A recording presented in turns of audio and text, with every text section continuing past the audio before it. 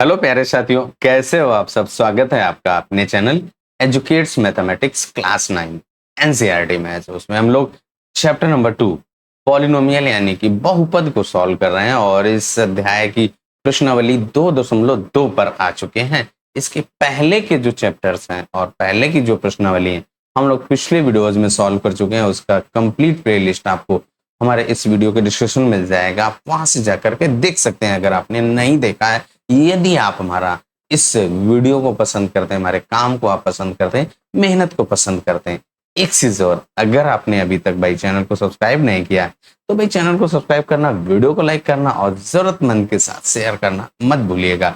चलिए बिना किसी देर के शुरू करते हैं भाई आज का वीडियो। और आज की इस वीडियो में जो हमारी प्रश्नावली 2.2 है उस पर आ चुके हैं और इस प्रश्नावली का पहला प्रश्न हम लोग पिछले वीडियोज में सॉल्व कर चुके हैं। तो आज के इस वीडियो में जो हमारा दूसरा प्रश्न है उसको सॉल्व करने वाले हैं। और दूसरा प्रश्न आपका क्या कह रहा है बहुत ही ध्यान से पढ़ेंगे और जो हमने एक्सप्लेनेशन बताया है उसी के अकॉर्डिंग आपको सॉल्व करना है।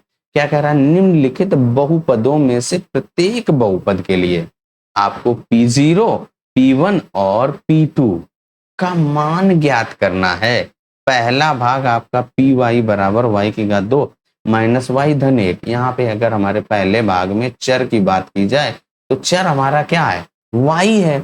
अब हमें P0 कह रहा है। अभी आपका जो बहुपद है उस बहुपद को आपने py से रिप्रेजेंट किया है, py से प्रकट किया है। अब इस py की जो अगर आप ध्यान से देखेंगे जो y है वो 0 से बदल रहा है। फिर अगर आप P1 का मान निकालेंगे, पहला P1 है तो यहाँ पे y को देखेंगे तो 1 से रिप्लेस हो रहा है, 1 से बदल रहा है, 1 से प्रतिस्थापित हो रहा है। फिर इसके बाद अगर आप P2 की बात करेंगे तो जो हमारा py है वो P2 में बदल रहा है, तो उसके लिए y की जगह पे 2 आ रहा है।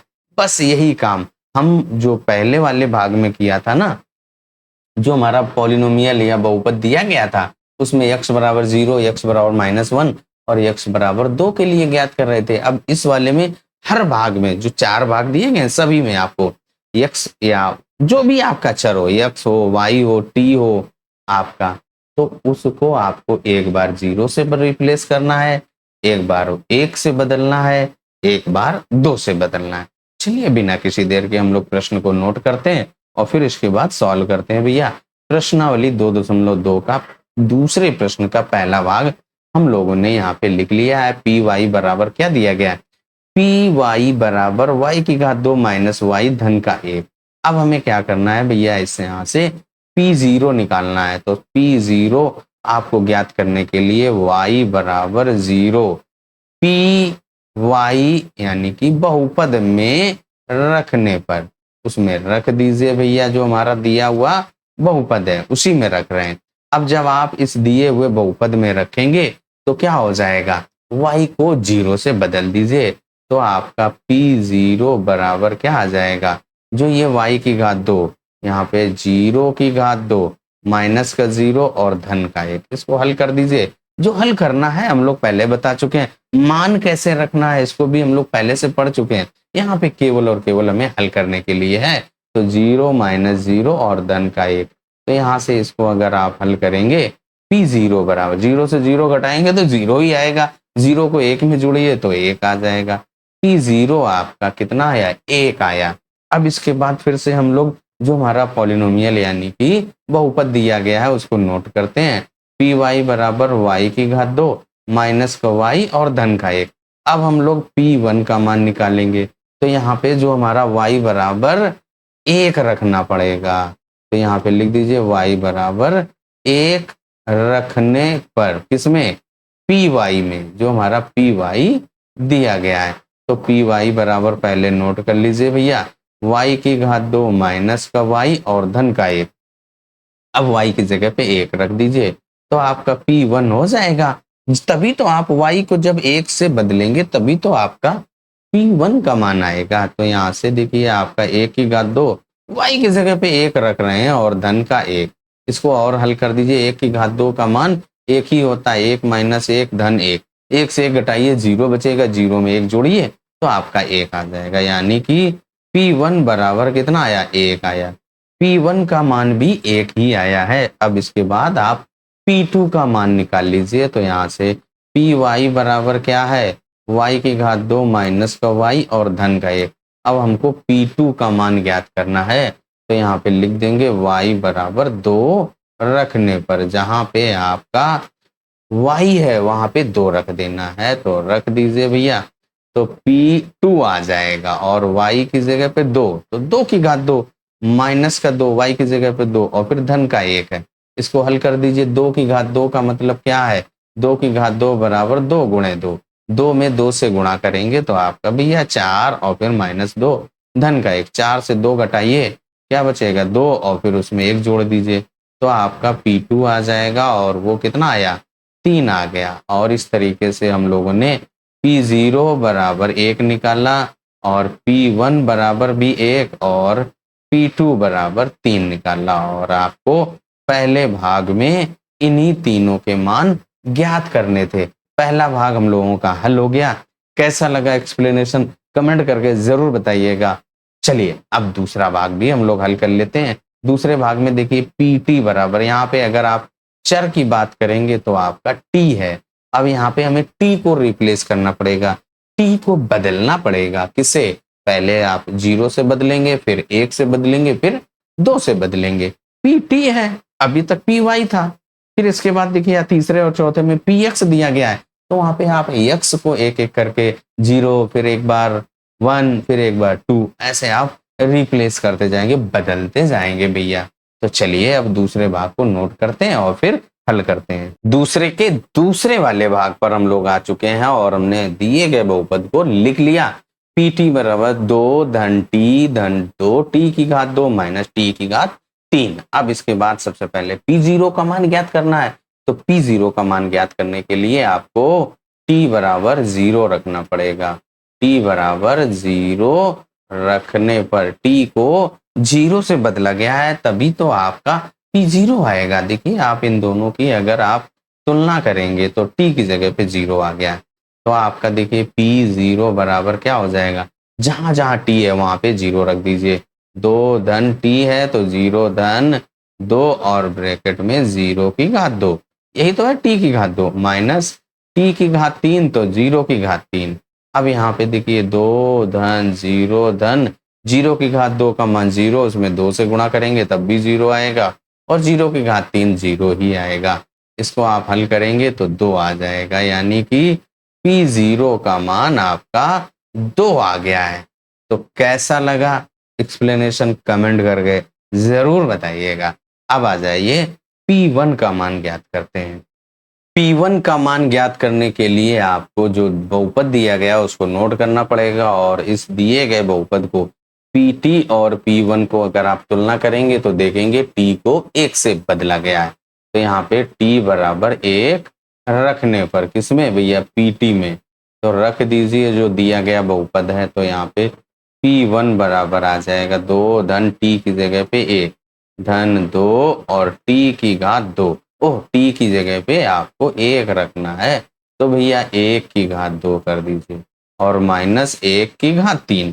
अब इसको हल कर दीजिए। 2 धन 1 और धन 1 की घात 2 का मान 1 ही आएगा और उसमें 2 से गुणा करेंगे तो 2 आएगा और ये माइनस का 1, 1 की घात 3 का मान तो 1 ही होता है।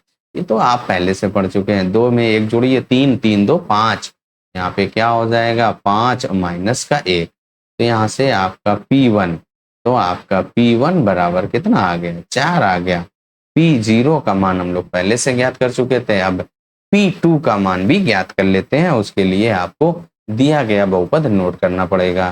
P2 का मान ज्ञात करने के लिए हमने क्या किया, जो दिया हुआ बहुपद उसको लिख लिया है। अब इसके बाद T बराबर 2 रख दीजिए भैया, क्योंकि जहां पे आप इनको तुलना करेंगे इसको और इस P2 को, तो जो P तो वैसे ही लिखा है, T आपका 2 में बदल गया है, तो T बराबर 2 रख दीजिए भैया।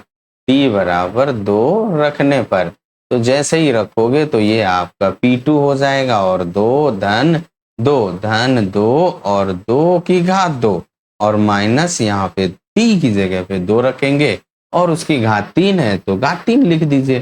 केवल और केवल हल करना रह गया। ये 2 धन 2 यहाँ पे लिख दो भैया, P2 बराबर धन यहाँ पे 2 की घात 2 का मान भैया 4 होता है। अभी आपको पढ़ाया गया है 2 की घात 2 बराबर 2 गुणे 2, यहाँ पे 4 आ जाएगा। और ऐसे ही आप 2 की घात 3 करेंगे, 2 गुणे 2 गुणे 2, तो 2 दूनी 4 दूनी 8 होता है, तो यहाँ पे 8। अब यहाँ पे 2 की घात 2 का मान कितना आया 4, और 4 का इस 2 से गुणा करेंगे तो 8 आ जाएगा। और 2 की घात 3 का मान तो अभी हम लोगों ने ज्ञात किया वो 8।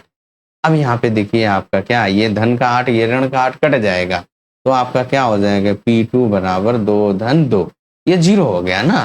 तो यहाँ से P2 बराबर कितना आ गया 4 आ गया है। और P1 का मान कितना आया था भैया आपका, P1 भी 4 आया था। और इसके बाद आपका P2 कितना आया था, P0 आपका 2 आया था। इन सभी मानों को आप लिख लीजिए भैया। तो क्या हो जाएगा आपका यहाँ से P0 बराबर आपका कितना है 2 आया था, P0 बराबर 2, P1 बराबर 4 और P2 बराबर 4। P1 और P2 के मान बराबर थे और दूसरा भाग भी हम लोगों ने हल कर लिया। अब इसके बाद आ जाते हैं तीसरे भाग पर, जो आपका तीसरा भाग है सबसे आसान पार्ट आपका। चलिए इसको भी सॉल्व कर लिया जाए। तीसरा भाग आपका px बराबर x की घात 3 है। अब इसके बाद हम लोग इसको भाई नोट कर लिए, px बराबर x की घात 3 है। यहाँ पे चर आप अगर खोजेंगे तो x है, इस x को ही हमें बदला गया है। तो यहाँ पे देखिए आपको सबसे पहले P0 का मान ज्ञात करने पर के लिए आपको x बराबर 0 रखना पड़ेगा। तो भैया x बराबर 0 रख दीजिए। तो यहाँ से देखिए P0 बराबर जो px हमारा दिया गया है उसमें रख रहे हैं, तो 0 की घात 3। तो यहाँ से आपका P0 बराबर कितना आ गया 0 आ गया, बस आपका हो गया। फिर आप Px को नोट कर लीजिए, Px बराबर x की घात 3। P1 का मान ज्ञात करने के लिए आपको x बराबर 1 रखना पड़ेगा। तो यहाँ पे लिख दीजिए x बराबर 1 रखने पर तो x बराबर 1 हम लोग रख रहे हैं। तो यहाँ पे क्या हो जाएगा P1 बराबर 1 की घात 3, x की घात 3 है तो x की घात पे 1 रख रहे हैं। तो यहाँ पे P1 बराबर 1 आ गया, P1 भी आ गया। अब यहीं पे हम लोग P2 भी ज्ञात कर लें।